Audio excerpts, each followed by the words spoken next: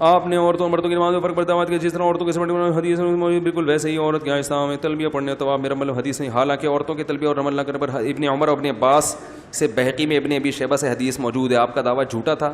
او بھائی حدیث سے مراد حدیث مرفوع تھی, نبی کا قول. یہ جو میں نے کہا تھا عورت کے تلبیہ آہستہ پڑھنے پر حدیث موجود نہیں ہے, اس کا انجینئر نے جواب دیا کہ دیکھو ابن عباس کا قول ہے, ابن عمر کا قول ہے. تو وہ آپ کو اس نے الو بنایا ہے, ٹھیک ہے نا, بڑا ہوشیار ہے وہ. ایک کام وہ کرتا تھا کہ کتابوں کے حوالے لوگ اس سے بہت انسپائر ہوتے ہیں. عامی آدمی کو یہ بھی نہیں پتہ ہوتا کہ یہ جو ترجمہ کیا جا رہا ہے حدیث کا, یہ ترجمہ بنتا بھی ہے کہ نہیں بنتا. جیسے یہ جو حضرت معاویہ کے بارے میں الزامات لگاتا ہے نا کہ وہ برسر منبر حضرت علی کو معاذ اللہ گالیاں دلوایا کرتے تھے. تو ترجمے میں خیانت, حدیث کی سندوں میں خیانت, بہت کچھ اس نے حضرت معاویہ پہ الزام لگائے. اچھا, اور بھی علماء نے اس کے خلاف کام کیا ہے, ہمارے حضرات نے بھی کیا ہے, اور بریلوی میں بھی ایک 2-3 حضرات ہیں جو بریلوی حضرات, انہوں نے بڑا اچھا کام کیا ہے. بعض اہل حدیث حضرات نے اچھا کام کیا اس کے خلاف, لیکن وہ چونکہ مشہور نہیں ہیں, ان کے کلپ دب رہے تھے. اور میں اگرچہ مشہور ہوں لیکن میں نے پراپر طریقے سے چند کلپ تو ریکارڈ کروائے اس کے خلاف. پراپر طریقے سے کام اس لیے نہیں کیا میں نے کہ چند کلپ ریکارڈ کروانے کے بعد مجھے اندازہ ہو گیا کہ یہ نا بات کو گھماتا ہے. جیسے اشرف علی رسول اللہ والا کلپ میں نے 1.5 گھنٹے کا ریکارڈ کروایا پورا مدلل, اور اس میں ثابت کیا کہ مولانا اشرف علی تھانوی رحمۃ اللہ علیہ پر جو الزام لگائے نا اس نے کہ اپنے نام کا کلمہ پڑھا, یہ 100% جھوٹا الزام ہے.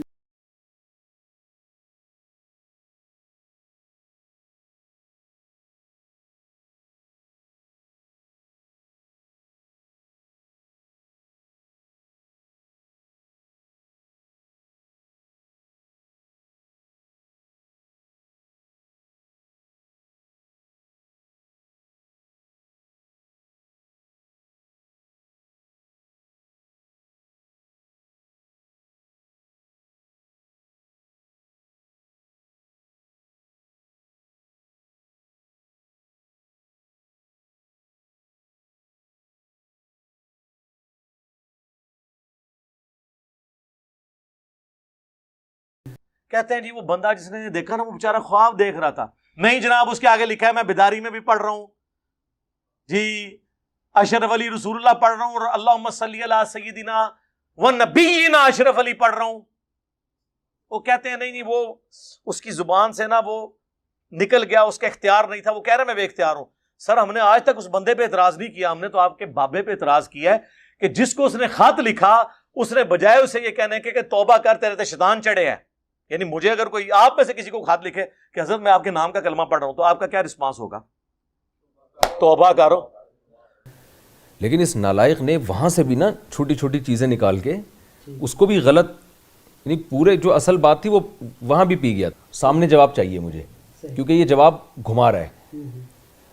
اب ہوشیاری دیکھیں کہ جو سوال میں نے اس سے پوچھے نا, جب اس نے چیلنج قبول کیا نا لوگوں کے دباؤ میں آ کے, تو چیلنج کو اس نے گھما دیا. ہاں مجھے چیلنج قبول ہے جی, میں المحنت المفنت پہ بات کروں گا. ان کے عقیدے ہی غلط ہیں. ایک امام بخاری کو اس نے پکڑا ہوا ہے, وہ بھی جان بچانے کے لیے, ورنہ اس کا بس نہیں چل رہا, ان کو بھی معاف نہیں کرے. یہ باقی رہ گیا بابوں سے مراد امام نہیں ہے. ہم ان اماموں کی نہیں بات کر رہے, بابوں کی بات کر رہے ہیں. چیلنج المحنت پہ میں نے کیا نہیں تھا, چیلنج میں نے دوسرے مسائل پہ کیا تھا, لیکن اس نے گھما دیا المحنت المفنت. اور عجیب بات ہے, میرا المحنت المفنت میں بالکل مطالعہ نہیں تھا, کیونکہ المحنت المفنت ہمارے نصاب میں نہیں. میں نے تو اپنی زندگی میں اب تک, حالانکہ میں تو درس نظامی میں نے پڑھا ہے, میں نے المحنت المفنت کا ہمیں تو پتہ بھی نہیں تھا اس میں کیا لکھا ہوا ہے. یہ قصے پرانے ہو چکے تھے, یہ بحثیں ختم ہو چکی تھی, نئے سرے سے ایک پرانے قصے اٹھا کے امت میں آگ لگا دینا. اور مجھے کہتے ہیں یہ لوگ جاہل, جو جاہل فارغ التحصیل مفتیوں کو بتائے کہ تمہارے عقیدے وہ ہیں جو المحنت میں لکھے ہوئے ہیں, تو اس کی جہالت کے لیے یہی کافی ہے. مجھے یہ یقین تھا کہ جن عقیدوں پہ ہمارے اتنے بڑے بڑے علاموں نے, اتنے بڑے بڑے بزرگوں نے دستخط کیے ہیں, وہ عقیدے غلط نہیں ہو سکتے, لیکن میری اس پہ اسٹڈی نہیں تھی, مطالعہ نہیں تھا. تو اس نے چیلنج کر دیا. میرا اس وقت تک مطالعہ نہیں تھا, لیکن مجھے پتا تھا کہ یار اتنے سارے علماء نے دستخط کیے ہیں تو یہ انشاءاللہ غلط نہیں ہوگا. تو میں نے اس چیلنج کو بھی قبول کیا, اور میں نے کہا کوئی بات نہیں, میں اسٹڈی کروں گا, دیکھوں گا. اس چیلنج کو بھی میں نے قبول کیا. میں نے کہا ٹھیک ہے جی, میں آ رہا ہوں. لیکن میں نے سوچا کہ یار مجھے پتہ ہے یہ ایک ہی دفعہ ملاقات ہوگی، اس کے بعد دوبارہ یہ شاید زندگی میں مقدر نہ ہو. اس نے پرانے مسئلے دوبارہ اٹھا کے تو آگ لگا دی ہے. پرانے مسئلے کیا سیٹل ہو چکے ہیں؟ کیا المہند اور حسام الارمین سے توبہ کر کے آپ دونوں ایک ہو چکے ہیں؟ ہاں میرے خلاف ایک ہے، لیکن ابھی بھی چندہ بکس لد ہیں، فرقے لد ہیں.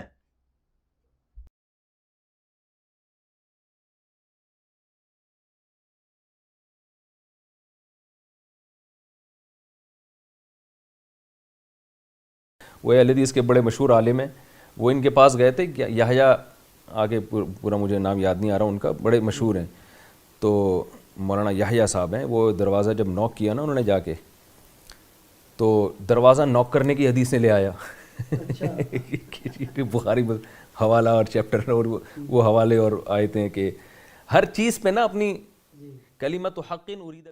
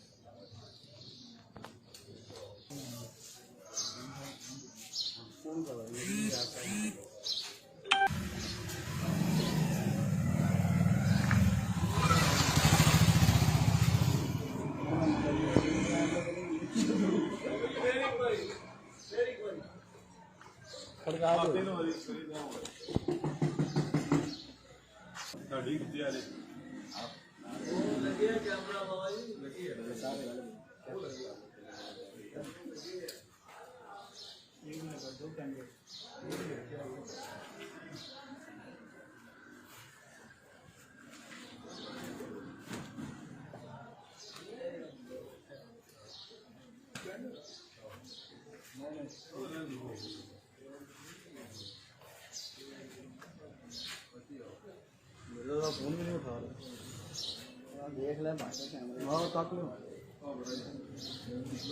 کوئی چلیے جامعہ پہنچیے چاہیے آ جاؤ.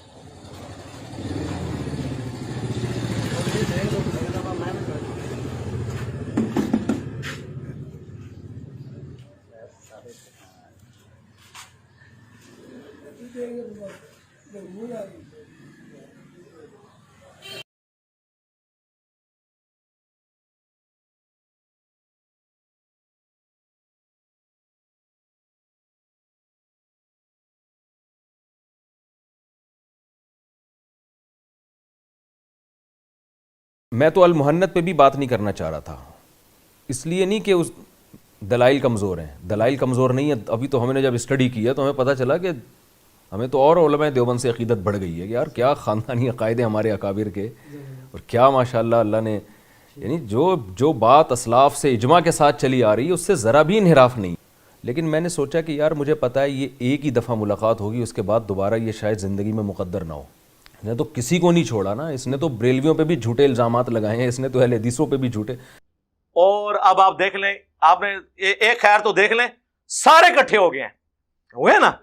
تو بس ہم یہی آپ لوگ یار کتنے عرصے سے 14 صدیوں میں اتحاد امت نہیں ہو سکا، ایک بندے نے آگے اتحاد امت کرا دیا. اور کیا چاہیے آپ کو؟ وہ اہل حدیث جو دیوبند کو کافر اور مشرک کہتے تھے وہ ان کے گلے میں ہار پہنا رہے ہیں. اور سر اس سے بڑا اتحاد امت آج تک کسی نے کرایا؟ دسو. یہ جڑے چیمپئن دوسرے فرقے دے بھی نکلے ہو یا انہاں دے اپنے، تسی لوگ آ کے ڈیفینڈ کر لو نا. اے بورے چوں ویڈیو جواب دیو نا عوام نو. اے ویڈیو تو چڑھے گی لتر پریٹ نہیں ہونی انہاں دی. تسی آپ سوچے. مجھے کل علی نقوی صاحب کا فون آیا، وہ پنڈی میں ہوتے ہیں، کبھی ان کو موقع ملے، اور مجھے کہتے ہیں یہ بیوقوف آ گیا تھا تو جان نہیں سی دینا انہوں، تسی نہیں سی بہنا منو دسنا سی. کہتے یار یہ باتوں کو ڈیفینڈ کر سکتا ہے کہ اس کو نہیں پتا کیا کیتے ہیں. بورے دی ضرورت ہی نہیں پائی. ان لوگوں نے ایسا اسلام کو بنا کے پیش کیا کہ جیسے اسلام میں 4-6 آدمیوں کے علاوہ جو لوگ ان کے کلپ سنتے ہیں آپ ان کے کمنٹس دیکھیں نا، سارے مولوی غلط، سارے فقہا غلط.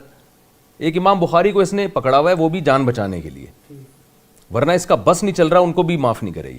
اگر اس سے مراد امام ہے تو ان کی تو کتابیں میں نے سٹیج پہ رکھی ہوئی ہیں بخاری مسلم کی. آپ اپنے بابوں کو ان اماموں کے پیچھے تو نہ چھپائیں جس طرح بنو امیہ اپنے آپ کو حضرت عثمان اور عمر بن عبدالعزیز رضی اللہ عنہما وعلیہم السلام کے پیچھے چھپاتی ہے.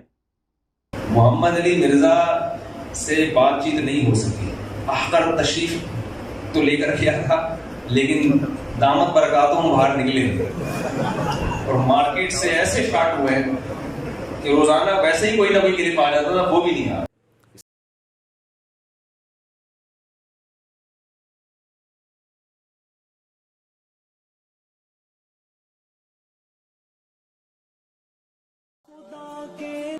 نہیں ساجی کوئی تیرا صفات و ذات میں تیری، تو ذات واحد وحدت میں اپنی بے بدل تو ہے. تو چاہے دے جسے شاہی، جسے چاہے گدائی دے.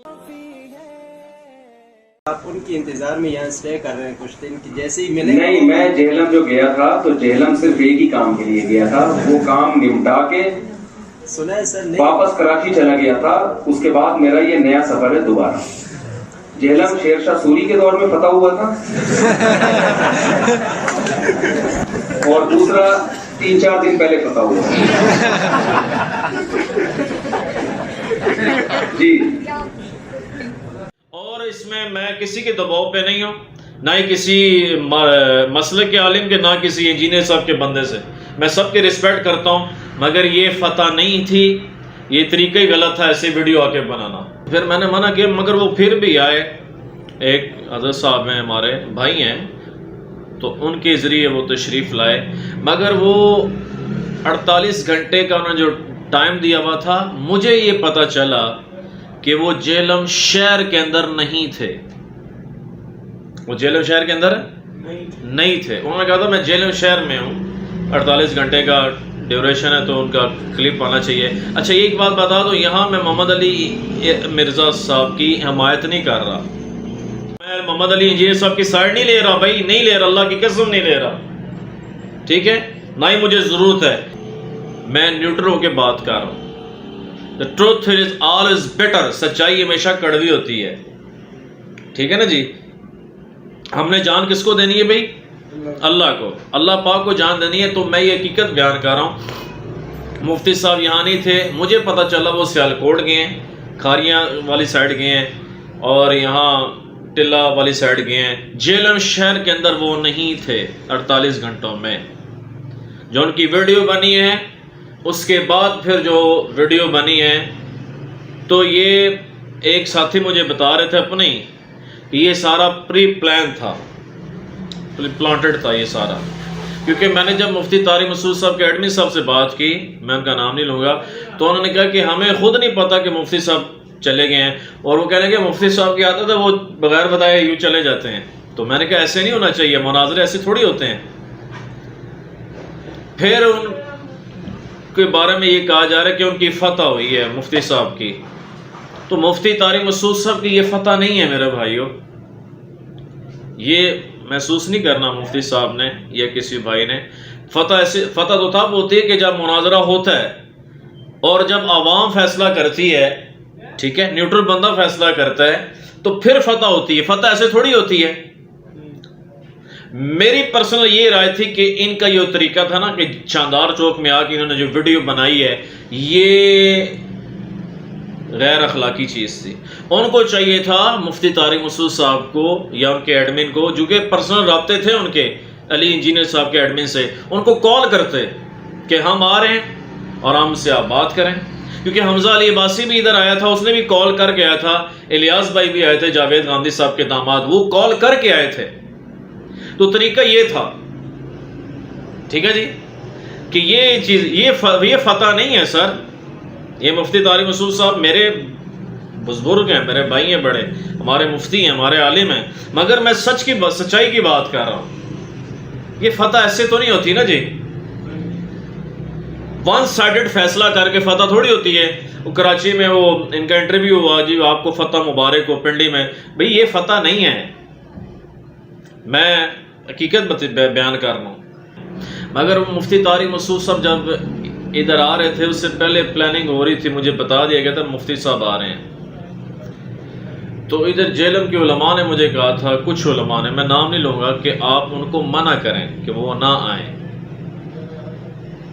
तो फिर मैंने कह भी दिया था उनके करीबी साथी को कि उनको मना करें, तशरीफ़ ना लाएं, उलमा ये कह रहे हैं।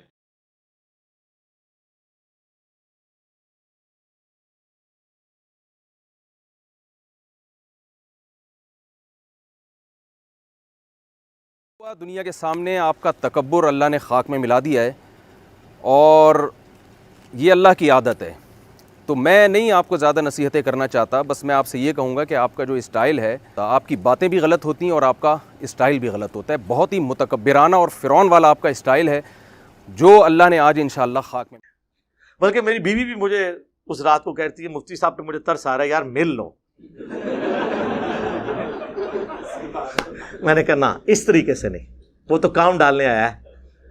मिलना था तो मैंने कितनी कोशिशें की, लेकिन वो कहता था वीडियो बनाओ, वीडियो बना के तो भाई तू टुर जाना सी, पीछे मेरे होते तू एजेंसियां ते जुडिशरी ते पुलिस चढ़ा के टुर जाना। इतना ढीठ आदमी कि झूठ बोले चले जा रहे हैं। मैं दावे से कहता हूं उन्होंने अपने नाम का कलमा नहीं पढ़ा। एक दफा सामने बिठा दो, सामने बिठा दो, ये दोबारा क्लिप बनाने के काबिल इंशाअल्लाह नहीं रहेगा। तू इल्मी किताबी नहीं है, तू दुनिया का सबसे बड़ा फसादी है, जिसका काम, जिसको वक्त को बिठाया गया है साहबा के खिलाफ भौंकने के लिए। तेरा काम यही है, उल्लू बना रहा है।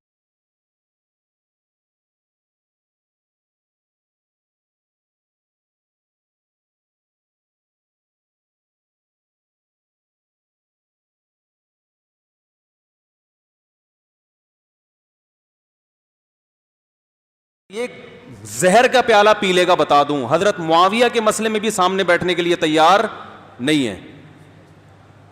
ये पी लेगा जहर का प्याला, ये नहीं बैठेगा सामने। ये सिर्फ बंद कमरे में बैठकर लंबी लंबी फेंकने वाले लोग हैं ये। और मैं इसके घर के सर पे खड़ा होकर मैं बोलूंगा कि मैं मोहन्नत पे बात करने के लिए तेरा बाप आ गया। साहब एक मिनट ठहरिएगा प्लीज, ये एक मिनट ठहरिएगा। अगर इसका ये मतलब नहीं है, जिन मुफस्सरीन ने ये मतलब बयान किया उन्होंने गलत बयान किया। देखो भाड़ में जाए मुफस्सरीन की, जो है ना, एक तरफ। ये तो आप ज्यादती कर रहे हैं, जज्बाती हो गए आप, जज्बाती हो गए, एहतराम के खिलाफ है ये जुमला। एहतराम की बात क्या कर रहे हैं आप? मुफस्सरीन की तरफ मुझे लेकर आ रहे हो यार, एक एक इबारत में पढ़ बाढ़ में जाए तो सख्त जुमला है।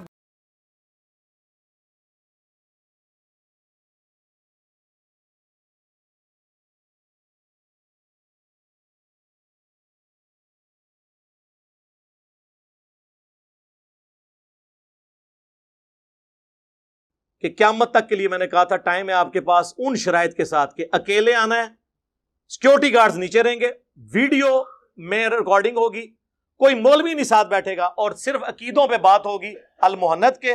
और अगर आपने हजरत मुआविया रज़ियल्लाहु ताला अन्हु का मौला अली रज़ियल्लाहु ताला अन्हु के खिलाफ खुरूज इसको कहा है, वो मैंने पहले माना, वो डिस्कस करूंगा, फुरू पे नहीं करूंगा। अगर आपके अकीदे जस्टिफाई हो गए, फुरू मैंने वैसे ही मान लेना है।